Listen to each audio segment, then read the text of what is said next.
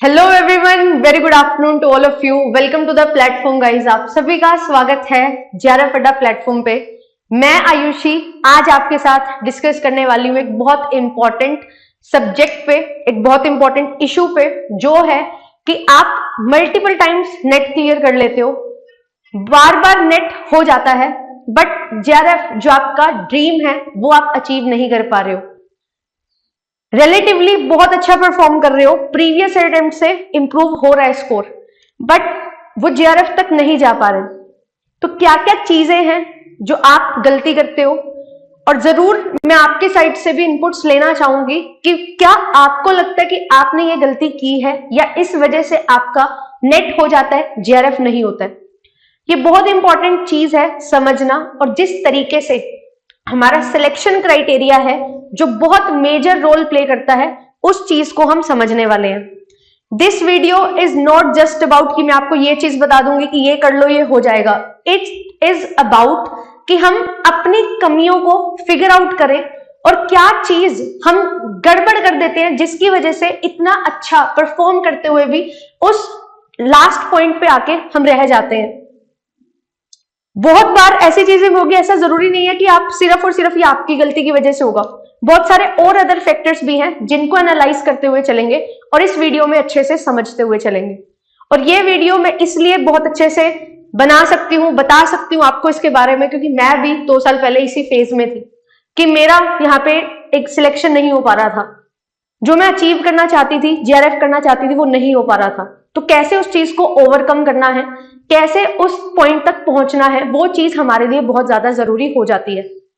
तो जो भी for the very first time मुझे देख रहे हैं, मेरा नाम आयुषी है और आपके लिए पेपर 1 एंड पेपर 2 कॉमर्स की क्लासेस लेके आती हूँ। तो आप सभी एस्पिरेंट जो भी इस वीडियो को देख रहे हैं, तो उन सभी के लिए ये वीडियो बहुत ज्यादा इंपॉर्टेंट होने वाली है, क्योंकि यहाँ पे हम चीजों को फाइंड आउट करने वाले हैं, रीजंस को निकालने वाले हैं, सो दैट इस बार जून 2024 में जो हमारा एग्जामिनेशन होगा उसमें हम अपना सिलेक्शन इंश्योर कर सके।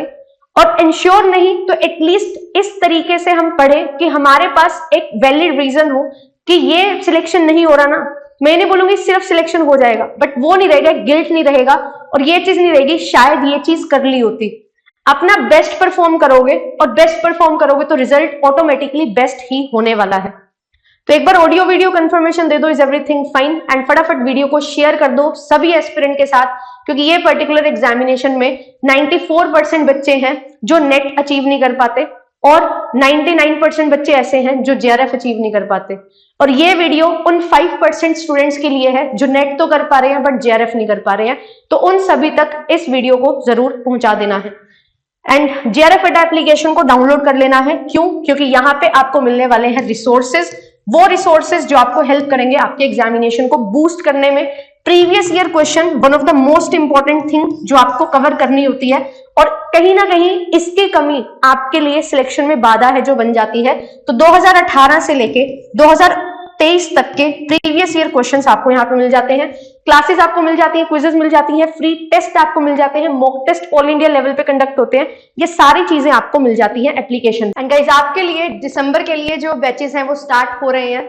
आप सभी इन फीचर्स के साथ दिसंबर में हमारे साथ ज्वाइन कर सकते हैं। मैं आपके लिए कॉमर्स और मैनेजमेंट लेने वाली हूँ, तो आप लोग ज्वाइन कर सकते हैं। और साथ ही साथ मैं आपको बता दूं, हमारे पास जो मंडे और थर्सडे को फ्री मॉक टेस्ट हो रहा है एप्लीकेशन पे, तो आप लोग इस फ्री मॉक टेस्ट को भी लगा सकते हैं जिन बच्चों ने रीनेट देना है, एंड जो बच्चे जो ट्राई कर रहे हैं इस बार कि मेरे को दिसंबर के लिए प्रिपेयर करना है, तो यहाँ से आप देख सकते हो कि आप कितना अपने सब्जेक्ट को जानते हो। तो कंप्लीट मॉक टेस्ट आपके लिए है, आप लोग ज्वाइन कर सकते हैं। एंड ये जो बैच होने वाला है दिसंबर वाला, वो 100 स्टूडेंट्स का होने वाला है, तो आप जल्दी से जल्दी रजिस्टर करवा सकते हैं अपने आप को। एंड साथ ही साथ आपको एक और इंपॉर्टेंट चीज बता दूं कि क्या क्या चीजें आपको मिलने वाली हैं। तो पेपर 1 प्लस पेपर 2 कॉमर्स का जो बैच है आपका 15,999 में आपको ये मिलने वाला है। 10 साल के previous year question, test series, handbook, interview guidance program, crash course, सारी चीजें मिलेंगी। लाइव फाउंडेशन बैच आपके लिए ये होने वाला है, और ये सभी फीचर्स के साथ आपको मिलने वाला है। केवल पेपर 1 आप लेना चाहते हैं तो केवल पेपर 1 भी आप ले सकते हैं, विद हैंडबुक आपको मिल जाएगा 6,000 में, और 10 ईयर्स के प्रीवियस ईयर सॉल्यूशन भी आपको मिलेंगे। सभी फीचर्स आपको मिलेंगे, लाइव डाउट क्लियरिंग सेशंस होंगे वीडियो चैट के साथ। एंड केवल पेपर टू कॉमर्स आप अगर लेना चाहते हो तो आप ले सकते हैं। 10 इयर्स प्रीवियस ईयर सॉल्यूशन आपको मिलेंगे डिटेल में, सारी पीडीएफ्स विदाउट एनोटेशन और विद एनोटेशन। एंड साथ ही साथ आपको कंप्लीट प्रॉपर वीडियो कोर्स मिलने वाला है, पीडीएफ आपको बाइलिंगुअल मिलने वाली है। 10,000 में आप केवल पेपर टू कॉमर्स के लिए अगर जुड़ना चाहते हैं तो आप जुड़ सकते हैं। और दिसंबर में कुछ खास आपके लिए प्लान किया है, तो यस बिल्कुल आप सभी के लिए, जो भी बच्चे मैनेजमेंट के हैं उनके लिए भी कोर्स है जो लॉन्च हो चुका है। आपको इस पॉइंट ऑफ टाइम पे जो हैंडबुक है वो नहीं मिल पाएगी, तो इसीलिए आपको जो प्रॉपर बैच मिलने वाला है पेपर 1 प्लस पेपर 2 मैनेजमेंट का, वो आपके लिए 13,000 का रहने वाला है। ठीक है, क्योंकि आपको यहाँ पे अभी सिर्फ और सिर्फ हैंडबुक है जो नहीं मिल रही है, बाकी सारी चीजें आपको यहाँ पे मिलने वाली हैं। Test series, previous year solutions, crash course, interview guidance program, हर चीज आपको यहाँ पे मिल जाने वाली है। तो चलिए वीडियो को स्टार्ट करते हैं। तो आप सभी बार बार नेट क्लियर कर रहे हो, उसके पीछे कारण क्या है? मैं आपको एक कारण बताती हूँ जो आपकी वजह से नहीं है, वो सिलेक्शन क्राइटेरिया उस तरीके का है, बट उसके बाद जो हम कमी कर देते हैं अपनी तैयारी में उसको डिस्कस करेंगे। पहली चीज, हमारा जो सिलेक्शन क्राइटेरिया है वो इसी तरीके का है कि आप हर बार रिलेटिवली ग्रो कर रहे हो, बट सिलेक्शन उतना ही कम होता जा रहा है, जिसकी वजह से आप पहुंच तो रहे हो बट एग्जैक्टली उस पॉइंट पे नहीं पहुंच पा रहे हो। तो ये चीज बहुत ज्यादा जरूरी है समझना, क्योंकि जितना सिलेक्शन क्राइटेरिया है उतने तक हमें पहुंचना पड़ेगा। आप अपने आप से कितना अच्छा परफॉर्म कर रहे हो वो चीज नहीं, आप जो डिमांड है जेआरएफ के लिए उस तक आपको पहुंचना पड़ेगा। और वो कैसे होता है? वो ऐसे होगा कि आपको जो नंबर ऑफ क्वेश्चंस हैं वो अपने इंक्रीज करने पड़ेंगे। मैं हमेशा बोलती हूँ टारगेट ओरिएंटेड पढ़ना है, कंपेटिटिव एग्जामिनेशन है। This examination is not about कि हम क्या चीज यहाँ पे लेके चल रहे हैं, कि हम यहाँ पे सिर्फ इतने नॉलेज के लिए पढ़ेंगे, ये क्वेश्चंस करेंगे। मैं हर बार बोलती हूँ और मैं कट ऑफ में भी यही बोलती हूँ कि आपकी कट ऑफ इतनी जाने वाली है। इस बार मैंने जेआरएफ के लिए 95 बोला था, 94 92 पे चली गई। मैंने नेट के लिए बोला था कि आपकी जो कट ऑफ जाने वाली है वो 88 to 90 इतनी क्वेश्चन जाएगी, और आपकी कट ऑफ गई 80। ठीक है, तो मैं यहाँ पे फेल हो गई, बट क्या मैं रिलेटिवली फेल हुई हूं? मैंने आपको जेआरएफ के लिए बोला था 95 क्वेश्चन, 92 पे हमारी कट ऑफ गई है। ठीक है, यहाँ पे थोड़ी सी दिक्कत हुई मेरे को कि यहाँ पे मैं सही प्रिडिक्ट नहीं कर पाई, बट ये चीज मैंने सही प्रिडिक्ट की है। और दिस वीडियो इज अबाउट दो स्टूडेंट्स जो यहाँ पे स्ट्रगल करते हैं। ठीक है, तो ये चीज आपको यहाँ पे ध्यान में रखनी है। और एक और चीज मैं आपको बताती हूँ, ये जो कट ऑफ है कि कितनी कट ऑफ जाएगी, ये आपकी अगेन सिलेक्शन क्राइटेरिया पे बात आती है। इस बार बहुत सारे बच्चे जिन्होंने नेट क्लियर किया उनकी 80 क्वेश्चंस जो हैं वो सही हो गए। 1053 बच्चे हैं जिन्होंने नेट क्लियर किया है यूआर कैटेगरी से, और सिर्फ 84 बच्चे हैं जिन्होंने जेआरएफ क्लियर किया है। तो डोंट यू फील कि इतने बड़े प्रोपोर्शन में से सिर्फ इतना छोटा प्रोपोर्शन है, तो यहाँ पे डिस्पैरिटी है बिटवीन स्टूडेंट्स, जो नेट बहुत इजी हो जा रहा है उनका और जेआरएफ तक उनको बहुत ज्यादा संघर्ष करना पड़ रहा है। तो ये चीज अब हमारे कंट्रोल में नहीं है। इसके लिए मैं नहीं बोलूंगी कि हमें नारे लगाने हैं, नहीं, बट क्या चीज आपको समझनी है वो चीज हम यहाँ पे डिस्कस है जो करने वाले हैं। ठीक है, तो ये चीज आपको यहाँ पे ज्यादा जरूरी है इस पॉइंट पे समझना कि कट ऑफ हमारी नेट की बहुत कम जा रही है, बट ये वीडियो नेट वालों के लिए नहीं है, ये जेआरएफ वालों के लिए है। जेआरएफ अगर आपको करना है तो इतना तो आपका टारगेट कम से कम होगा ना, और ये चीज आगे आगे और बढ़ती जाएगी। क्यों बढ़ती जाएगी? क्योंकि नंबर ऑफ कैंडिडेट्स जो सिलेक्ट हो रहे हैं वो बहुत कम हो रहे हैं। तो जो कैंडिडेट्स हैं उनको यहाँ पे सिलेक्शन अगर चाहिए तो आपको नंबर ऑफ क्वेश्चन सबसे पहली चीज है जो आपको एनहांस करने पड़ेंगे। अगर आप प्रीवियस ईयर कट ऑफ के बेसिस पे कोशिश कर रहे हो कि मेरे को इतनी कट ऑफ क्लियर करनी है तो मेरा जेआरएफ हो जाएगा, तो ये सबसे बड़ा एक हर्डल बनता है आपकी तैयारी में। हमेशा और हमेशा 100 क्वेश्चन का टारगेट लेके चलो तो आप कहीं जाके 95 क्वेश्चन सही कर पाओगे। अगर आप 100 क्वेश्चन का टारगेट मॉक टेस्ट में अचीव करते हो, अगर आप मॉक टेस्ट में ये टारगेट अचीव नहीं कर पा रहे हो तो आप यहाँ पे फाइनल में भी 95 तक का टारगेट नहीं अचीव कर पाओगे, क्योंकि आप मॉक टेस्ट में कैसा प्रिपेयर कर रहे हो उससे थोड़ा सा कम आप देख पाते हो अपने फाइनल एग्जामिनेशन में आपके कितने क्वेश्चन सही होते हैं। तो पहली चीज जो आपको यहां से लेके चलनी है वो ये है, नंबर ऑफ क्वेश्चंस को इंक्रीज करना है। और नंबर ऑफ क्वेश्चन कैसे इंक्रीज होते हैं? जब आप नंबर ऑफ टॉपिक्स को इंक्रीज करते हो। आप टॉप 200 टॉपिक्स, टॉप 300 टॉपिक्स कर रहे हो, वो चीज यहाँ पे मैटर नहीं करती है। मैटर करता है कि आपने एक टॉपिक को कितना इन डेप्थ स्टडी किया है। इन डेप्थ स्टडी करना इज वेरी वेरी इंपॉर्टेंट। पर मैम हमने इन डेप्थ स्टडी किया था, अब इसके बाद क्या गलतियां हैं जो हम करते हैं, वो ये होता है, आप एक बार नेट क्लियर कर लेते हो ना, तो आपके माइंड में आ जाता है कि नेट तो क्लियर है ही, अभी 7 क्वेश्चन और आगे जाना है, 5 क्वेश्चन और आगे जाना है, 8 क्वेश्चन और आगे जाना है, जेआरएफ भी हो जाएगा। बट जो ये 5 से 7 क्वेश्चन और ये 8 से 10 क्वेश्चन है ना, इन क्वेश्चंस को कवर करने के लिए आपको उतना ही एफर्ट करना पड़ता है जितना आपको नेट क्लियर करने के लिए एफर्ट करना पड़ा था। 8 से 10 question is not a small thing. 8 question बहुत बड़ी बात होती है, और वो क्वेश्चंस जो आपके बिल्कुल टॉप लेवल के क्वेश्चंस हैं। हम इजी, मॉडरेट और डिफिकल्ट 3 पैरामीटर्स यहाँ पे ड्रॉ करते हैं। इजी और मॉडरेट तो आप कर पा रहे हो, तभी तो आपका नेट हो पा रहा है, बट जो टॉप डिफिकल्ट क्वेश्चंस हैं उनमें से आपको 10 क्वेश्चन चूज करने हैं, और उन 10 क्वेश्चन को कवर करने के लिए आपको अपने टॉपिक्स जो होते हैं वो यहाँ पे ज्यादा निकालने होते हैं। और ये चीज की वजह से हम बार बार नेट क्लियर कर पाते हैं, बट जेआरएफ थोड़ा सा हमारा कहीं ना कहीं रह जाता है। ठीक है, तो ये चीज आपको यहाँ पे ध्यान में रखना है। अब इसके बाद क्या चीज है यहाँ पे दूसरी, वो ये है कि हम जब ये देखते हैं ना कि मेरा बार बार नेट हो रहा है, जेआरएफ नहीं हो पा रहा है, तो हम मल्टीपल रिसोर्सेज की तरफ जाते हैं। और ये चीज आप, मैं नहीं, आप खुद से पूछो, आप मल्टीपल रिसोर्सेज को ट्राई करते हो कि यार ये भी चीज अच्छे से पढ़ा रहे हैं, ये टीचर भी अच्छे से पढ़ा रहे हैं, यहां से भी मिल रहा है, यहां से भी मिल रहा है, हर जगह से ले लो। But this examination is more about revision. जितना ज्यादा रिवाइज करोगे उतना ज्यादा आपके लिए चीजें रहने वाली हैं फायदेमंद। एक चीज को 5 बार रिवाइज करोगे वो आपके लिए ज्यादा बेटर है, रैदर कि 5 जगह से एक चीज को बार बार पढ़ना। कोई बुक में से पढ़ रहे हो, कोई प्रीवियस ईयर क्वेश्चन में से पढ़ रहे हो, कोई वीडियो में से पढ़ रहे हो, सेम चीज, बट अलग अलग रिसोर्सेज से पढ़ रहे हो, वो चीज बहुत गलत है। इस चीज को नहीं करना है, एक ही चीज को बार बार पढ़ना है, क्योंकि जब एक चीज को बार बार पढ़ोगे तो आपके माइंड में वो चीज छप जाती है, और वो चीज आपको हेल्प करती है एग्जामिनेशन में रिकॉल करने में कि ये टॉपिक मैंने पढ़ा था और उसमें ये चीजें मैंने कवर की थी। पढ़ा रहे सब अच्छा है, बट प्रॉब्लम एक हो जाती है कि सबका पढ़ाने का तरीका अलग है। अगर मैं आप ये बोल दूं कि ये टॉपिक मैंने करवाया था, ये मेरा करवाया हुआ आ गया, दूसरा टीचर बोल रहे टॉपिक मैंने करवाया था, करवाया हुआ आ गया। सभी टीचर सब कुछ करवाते हैं, उनमें से कुछ क्वेश्चन है जो आपके पेपर में आते हैं और उनमें से आप क्वेश्चन सही करके आते हो। बट अगर आप इस तरीके से जा रहे हो कि मल्टीपल रिसोर्सेज की तरफ हम भाग रहे हैं कि यहां से भी कर लिया, वहां से भी कर लिया, यहां से भी कर लिया, तो वो चीज एक बहुत बड़ी गलती है जो आप सभी को अवॉइड करनी चाहिए। और ये सिर्फ उनको नहीं कि जिनका नेट हो गया जेआरएफ नहीं हो रहा, उनको भी जिनका नेट भी नहीं हो पा रहा, क्योंकि हम सिलेबस को इतना, पहले वो बहुत बड़ा है और उसको और बड़ा बना लेते हैं मल्टीपल वीडियोस को इकट्ठा करके, मल्टीपल रिसोर्सेज को इकट्ठा करके। तो ये चीज आपको यहां पे समझनी है। दूसरी चीज यहां पे क्या चीज आती है कि आप थोड़ा ओवर कॉन्फिडेंस हो जाते हो किसी चीज को लेके। हम बोलते हैं कि हमारे पास क्या है, ये हमारी स्ट्रेंथ है, ये पर्टिकुलर यूनिट तो मेरे को पढ़ने की जरूरत नहीं है, ये टॉपिक तो मेरे को आता है। बेशक आपको बहुत अच्छे से 100% कोई चीज आती है, स्टिल जब भी आप रिवीजन करते हैं तो वो टॉपिक भी आपको रिवाइज करना है।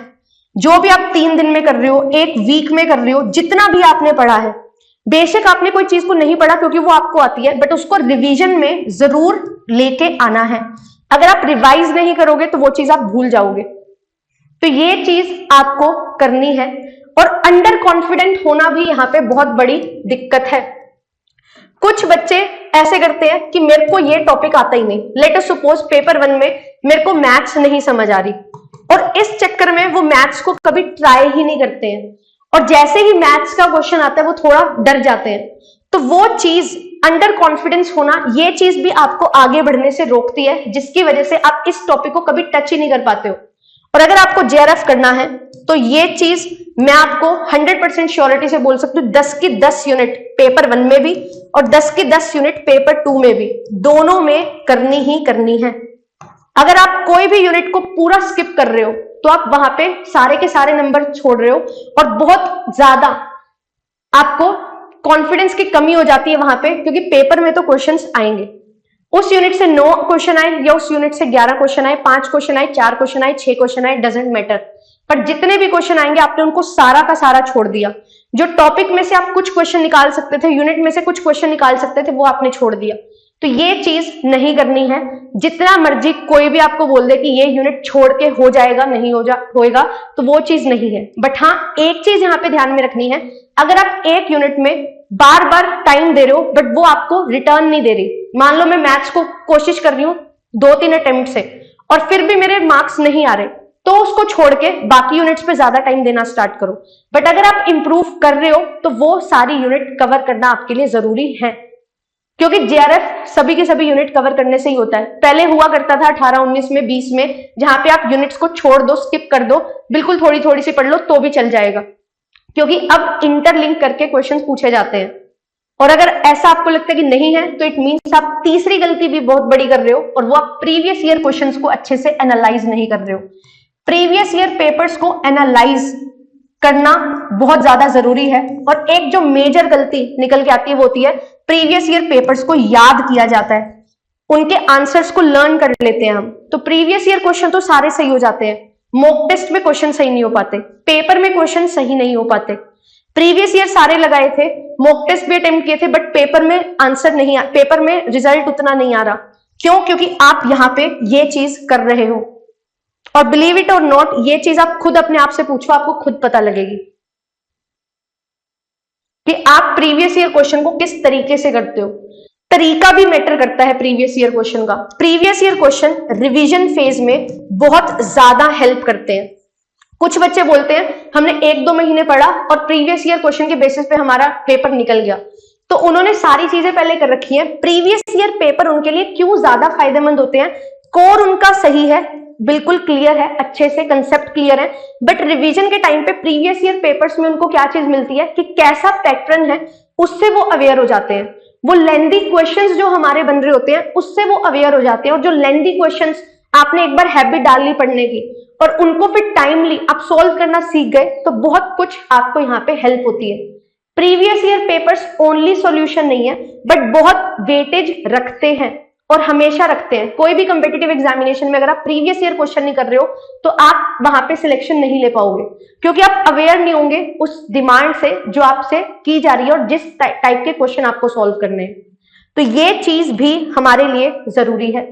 ओवर कॉन्फिडेंट होना, अंडर कॉन्फिडेंट होना, दोनों चीजें गलत हैं, और प्रीवियस ईयर क्वेश्चंस को लर्न करना गलत है, अच्छे से ना एनालाइज करना गलत है। और प्रैक्टिस कब करनी है? रिवीजन के टाइम पे प्रैक्टिस करनी है। एक यूनिट खत्म हो जाती है ना, आप पूछते हो कि कैसे क्वेश्चन प्रैक्टिस करें।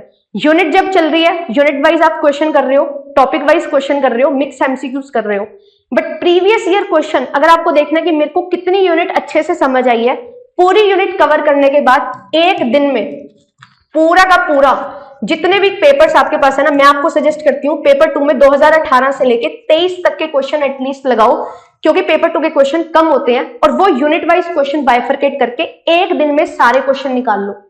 आपको पूरा का पूरा जो ओवरऑल सिलेबस है उसका पता लग जाएगा कि ये पर्टिकुलर टॉपिक मुझे आता है और ये पर्टिकुलर टॉपिक मुझे नहीं आता है। उस टॉपिक को लिखो एंड देन उस टॉपिक पे काम करना स्टार्ट करो। बहुत इंपॉर्टेंट चीज जो मुझे पर्सनली बहुत ज्यादा बेनिफिट की थी जब मैंने सेकंड अटेम्प्ट में अपना पेपर दिया था। फर्स्ट अटेम्प्ट में ऐसा नहीं है मैंने प्रीवियस ईयर क्वेश्चन नहीं किए थे, बट ये तरीके से नहीं किए। सेकंड अटेम्प्ट में मेरे पास क्वेश्चंस का बंडल था, यूनिट वाइज मेरे को ऐसा लग रहा है इनकम टैक्स मैंने कर तो लिया, बट मुझे ऐसा लग रहा है शायद मेरे से नहीं हो रहा, मैं सही से नहीं कर पा रही, मेरे को सारे के सारे प्रोविजन एकदम से याद नहीं आ रहे। बट जैसे ही मैंने क्वेश्चंस लगाए, क्वेश्चंस लगाते ही मैं आउट ऑफ 100 क्वेश्चंस मैंने 85 लगभग इतने क्वेश्चन है जो बिल्कुल सही कर लिए थे। तो उस दिन मुझे थोड़ा कॉन्फिडेंस मिला, और उस दिन के बाद मैंने हर यूनिट के इसी तरीके से क्वेश्चंस लगाए कि मेरे को ऐसा लगा कि मेरे को ये याद नहीं है, बट आपको याद होता है जब आपके पास क्वेश्चन आता है आपके सामने, तो वो चैप्टर अपने आप माइंड में खुल जाता है और उसको आपको अच्छे से लगा लेना है। आपने सिलेबस बहुत अच्छे से कवर किया हुआ है, आप एक फ्रेश स्टार्ट नहीं करोगे, आप हमेशा एक एक्सपीरियंस से स्टार्ट करोगे, और वो एक्सपीरियंस यही चीजें हैं जो आपको यहाँ पे मैं बता रही हूँ। दूसरी चीज यहाँ पे अब और क्या आती है, इसके बाद आप क्वेश्चन कर रहे हो, एक सबसे बड़ी गलती, हम थ्योरी वाले तो क्वेश्चन फटाफट कर लेते हैं, प्रैक्टिकल में आता है जोर, क्योंकि प्रैक्टिकल है टाइम कंज्यूमिंग। प्रैक्टिकल देखते ही डर लगता है, मैम ये तो करने का मन ही नहीं करता। अगर आप प्रैक्टिकल क्वेश्चन नहीं कर रहे हो तो ये भी बहुत बड़ी गड़बड़ है। न्यूमेरिकल क्वेश्चंस बहुत ज्यादा जरूरी है करने। अगर आज के टाइम पे आप न्यूमेरिकल क्वेश्चंस नहीं कर रहे हो ना, एनईपी 2020 मेजर फोकस दिया जा रहा है मास्टर्स के सब्जेक्ट पे, और जिस तरीके से हम अपने यूजी पीजी में करते हैं ना कॉमर्स में क्वेश्चंस, तो न्यूमेरिकल पोर्शन तो हमारा बहुत सारा है। और इसमें से बहुत सारे क्वेश्चंस हैं जो आपको देखने को मिलेंगे। नंबर ऑफ क्वेश्चंस जो न्यूमेरिकल बेस्ड हैं वो बढ़ गए हैं, नंबर ऑफ न्यूमेरिकल क्वेश्चंस वो इंक्रीज हो चुके हैं, ठीक है, वेटेज इसका इंक्रीज हो रहा है। अगर आप अभी भी न्यूमेरिकल क्वेश्चंस नहीं कर रहे हो और नोइंगली नहीं कर रहे हो कि मेरे को डर लगता है, तो इस पे काम करना बहुत ज्यादा जरूरी है।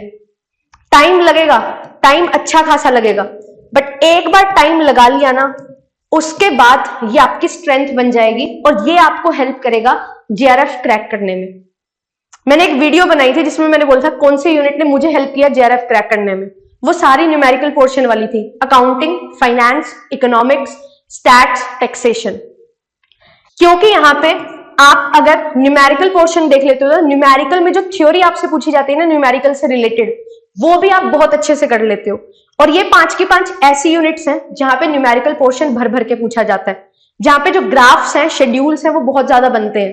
तो वो चीज अगर आपको क्लियर है तो you are ready for JRF, ठीक है। इसके अलावा और क्या चीज है जो हमें ध्यान में रखनी है, वो है प्रॉपर शेड्यूल। कभी भी बिना शेड्यूल के काम नहीं करना है, शेड्यूल आपका पूरा होना चाहिए। प्रॉपर शेड्यूल का क्या मतलब है यहाँ पे कि मैम हमें ये देखना है कि 9 बजे उठ के 9 से 10 ये पढ़ना है, 10 से 11 ये पढ़ना है, नहीं, ये नहीं है proper schedule. Proper schedule is जो आपने एक वीक का प्लान बनाया, उस प्लान को आपको पूरा करना है उसी पर्टिकुलर वीक में। इन केस अगर आप उस चीज को पूरा नहीं कर पा रहे हो तो you must have one day कि आप उस दिन जो भी आपका बैकलॉग है उसको कवर कर पाओ। बैकलॉग आगे से आगे नहीं लेके जाना है, बैकलॉग एक वीक का है, उसको एक वीक के काम को एक वीक में ही कवर करना है। और पॉइंट्स नोट डाउन करने हैं, सारी चीजें कि आपने क्या क्या चीजें की और क्या क्या चीजें नहीं की, क्योंकि एट द एंड कुछ टॉपिक्स होते हैं जो हमारे रह जाते हैं। और ये previous year questions MCQ solve करते हुए आपको अपनी एक नोटबुक है जो बनानी है, उसमें ये चीजें लिखनी है। जितना ज्यादा लिखोगे, जितना ज्यादा रिवीजन पे फोकस करोगे, उतना ज्यादा आपको ये चीज हेल्प करेगी। और अगर आप ज्यादा रिवीजन पे फोकस नहीं कर रहे हो, आपको ये लगता है मैंने ये क्लासेस देखी थी, उनके बेसिस पे नेट हो गया, अब नई कोर्स में नई क्लासेस आई है तो नई क्लासेस देखो, फिर नए कोर्स में नई क्लासेस आई है नई क्लासेस देखो, नहीं, आपने जो क्लासेस पहले देखी हैं उनको ही रिवाइज करने की जरूरत है। क्योंकि आपको 80 क्वेश्चन नहीं, आपको 10 क्वेश्चन के लिए फाइट करना है। तो बार बार नई नई क्लासेस देखोगे, नया नया कंटेंट कंज्यूम करते रहोगे, वो चीज गलत है। जो एक बार कंटेंट पढ़ा है उसको बार बार रिवाइज करो। वो रिवाइज करोगे तो आपको एक चीज बार बार मल्टीपल टाइम्स रिवाइज हो जाएगी, तो वो आपके माइंड में बैठ जाएगी। और उससे रिलेटेड क्वेश्चन ज्यादा से ज्यादा प्रैक्टिस करो। जितने ज्यादा क्वेश्चन प्रैक्टिस करोगे उतना आपके लिए एडवांटेज है। डेली हैबिट बना लो कि 90 से 100 क्वेश्चन मेरे को करने ही करने हैं, पेपर 1 पेपर 2 मिला के। डेली एक मॉक टेस्ट लगाने नहीं बोल रही, क्वेश्चन प्रैक्टिस करने बोल रही हूं। सुबह उठ के करने हैं, सुबह उठ के करो, शाम को करने हैं, शाम को करो, जब टाइम मिलता है जब करो। 2 पार्ट्स में डिवाइड करके 50-50 क्वेश्चन करने हैं, करो। सेट के पीवाईक्यूज लगाने हैं, नेट के पीवाईक्यूज लगाने हैं, पीजीटी के लगाने हैं, असिस्टेंट प्रोफेसर के लगाने हैं, लगाओ। बट अपने सिलेबस के अकॉर्डिंग आपको सारे के सारे पीवाईक्यूज हैं जो आपके पास वो लगा लेने हैं। आप मेरे से पूछते हैं काफी बच्चे कि आप जो है यूनिट वाइज जो टॉपिक वाइज क्वेश्चन बोलते हो कैसे करने हैं, तो वो कैसे करने हैं। टॉपिक वाइज क्वेश्चन, आप टॉपिक का नाम लिखो और आगे लिख दो एमसीक्यूज। आपके पास इतने सारे ऑप्शंस आ जाएंगे, किसी को भी चूज करके टॉपिक के क्वेश्चन लगाना स्टार्ट करो। और जो आपको आईसीआई की वेबसाइट पे चीजें मिल जाती हैं उनको ले लो। आईसीआई की वेबसाइट पे न्यूमेरिकल क्वेश्चंस आपको मिल जाते हैं, क्योंकि उनका सीपीटी जो होता है वो हमारा न्यूमेरिक वो एमसीक्यूज टाइप होता है। तो अकाउंटेंसी के, ठीक है, लॉ के, फाइनेंस के, कुछ पोर्शन इकोनॉमिक्स के, वो आपको एमसीक्यूज मिल जाएंगे। आपको एक और चीज की जरूरत है, पता है क्या? जब मेरा एग्जामिनेशन हुआ था तब मैंने ये चीज ऑब्जर्व की अपनी तैयारी में कि हम ना जब नेट की तैयारी की बात करते हैं तो हम एक चीज देखते हैं, हमें लगता है कि हमें ना सिर्फ लेंदी क्वेश्चन ही है जो जरूरी है करने, कि जो लेंदी क्वेश्चन है, जो नेट के प्रीवियस ईयर क्वेश्चन है ना, वैसे वैसे क्वेश्चन ही हमें करने हैं। हाँ ठीक है, ये करने हैं, बट आप 1 लाइनर्स जो क्वेश्चन है ना वो भी लगाओ, क्योंकि 1 लाइनर्स ना बिल्कुल बेसिक क्वेश्चन होते हैं और वो बेसिक क्वेश्चन कभी कभी आपको हेल्प करते हैं। जो टॉपिक आप कभी स्किप कर देते हो वो चीज आपको हेल्प होती है वो कवर करने में, ठीक है। तो ये चीज आपको यहाँ पे ध्यान में रखनी है। ये चीज का बहुत जरूरी है ध्यान रखना, ये चीज आपको बहुत ज्यादा हेल्प करेगी। इसीलिए मैं हर बार बोलती हूँ सेट के PYQs आपको बहुत हेल्प करते हैं। बेसिक क्वेश्चन जो होते हैं ना, जो हम टॉपिक डालते हैं और उसके क्वेश्चन आ जाते हैं, वो आपको बहुत हेल्प करते हैं। और ये चीज मैं अब तैयारी करवाते हुए भी ये मेक श्योर करती हूँ। कॉमर्स स्पॉटलाइट पे क्विज आती है, डेली 4 से 5 क्वेश्चन होते हैं, कम्युनिटी पोस्ट डलती है, उनमें हम बेसिक क्वेश्चन जो है ना, 1 लाइनर्स मोस्टली वो डालते हैं। और वो बहुत सारे सेट एग्जामिनेशन में एज इट इज क्वेश्चन है जो आते हैं, वो सारे प्रीवियस ईयर ही है। मैं ये नहीं बोल रही मैं खुद बना के डालती हूँ, बट वो बेसिक क्वेश्चन है ना, वो चीज आपको बहुत हेल्प करती है। तो बेसिक्स को कभी भी अपने से अलग नहीं करना है, बेसिक्स को लेके चलना है। हम इसी वजह से कभी कभी पीछे रह जाते हैं, एडवांस तो सारा कर लिया, बेसिक्स रह गए, जो सिली मिस्टेक्स हैं वो हम कर देते हैं। तो इन चीजों पे फोकस करो, रादर की नई नई चीजों को ऐड ऑन करना है। जो पुरानी आपकी खुद की चीजें, आपकी क्लासेस हैं, आपकी बुक्स हैं पुरानी जहां से पढ़ा था, उनको एक बार और रिवाइज करना है। उसी चीज को बार बार रिवाइज करोगे, वो चीज आपके लिए ज्यादा बेनिफिशियल है। और नंबर ऑफ क्वेश्चंस को बढ़ाओ, वो आपके लिए ज्यादा बेनिफिशियल है। रिवीजन को बढ़ाओ, रिवीजन की स्पीड को बढ़ाओ। कभी भी वो चीज मत करो कि चलो कल कर लेंगे, आज रहने देते हैं, नहीं। Consistency means consistency. हाँ, मैं ये अग्री करती हूँ, 1 महीने में आपको कभी कहीं जाना पड़ गया, कोई गेस्ट आ गया आपके घर, 1-2 दिन हो जाता है ऐसे, बट ऐसा नहीं होता कि हर वीक में 1 दिन ऐसा आपको चाहिए। 1 दिन रखना है खाली, रखो, बट वो ऐसा नहीं होना चाहिए कि फिर हम काम भी कर रहे हैं और वो खाली भी नहीं रह रहा। वो माइंड रिफ्रेश करने के लिए रखना है तो रखो, क्योंकि वो चीजें भी जरूरी है। सिर्फ किताबों में घुस के रह जाओगे तो नहीं हो पाएगा कुछ भी। थोड़ा रिफ्रेश करना जरूरी है, थोड़ा करंट से रिलेट करना जरूरी है, आसपास की दुनिया में क्या चल रहा है वो भी पता होना चाहिए। बट जब कर रहे हो ना, तो वो ऐसा टाइम होना चाहिए कि बस यही चीज हमारे लिए है, फोकस होके करो। और एक सबसे बड़ी गलती, और जो सबसे लास्ट पॉइंट मेरा अब होने वाला है, वो ये है कि हम क्या करते हैं, एक टाइम पे नंबर ऑफ एग्जामिनेशन की तैयारी करते हैं। यार सेम ही तो है सिलेबस, DSSS का भी भर देते हैं, सेट के पेपर भी दे देते हैं, AP के पेपर भी दे देते हैं, नेट भी साइड बाय साइड चलता रहेगा। तो आप, वो होता है ना कि jack of all master of none, वो चीज हो जाती है। आपको हर चीज थोड़ी थोड़ी आ रही है, ठीक है, बट जिस चीज पे आप फोकस कर रहे हो ना, मास्टरी करना चाहते हो, वो चीज आपको नहीं मिल पाती है। तो ये चीज आप थोड़ा सा छोड़ सकते हो। और अगर आपको नंबर ऑफ एग्जामिनेशन पे फोकस करना है, तो आप एक टाइम पे, एट वन टाइम, एक पेपर को लेके चलो। आप इस तरीके से मल्टीपल एग्जामिनेशन की तैयारी करो जहां पे 2 से 3 महीने का गैप हो, 1 से 2 महीने का गैप हो, कि एटलीस्ट एक पेपर पे एक टाइम पे 100% फोकस में कर सकूं। 10-10 दिन का गैप है, 15-15 दिन का गैप है, उससे नहीं बात बनती, क्योंकि हर एग्जामिनेशन की अपनी एक डिमांड है। और जो लास्ट के 1 मंथ में आप पढ़ते हो ना, वो सबसे ज्यादा इंपॉर्टेंट होता है पूरी की पूरी तैयारी में।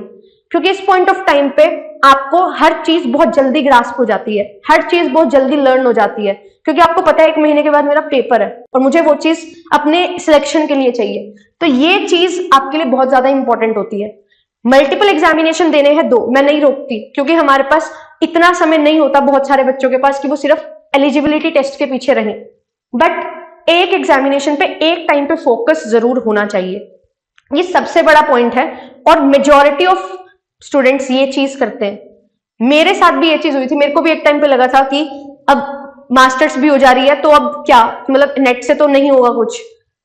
बट फिर जब करने जाते हो दूसरी चीज की तैयारी, तो वो पहले वाली भी चली जाती है।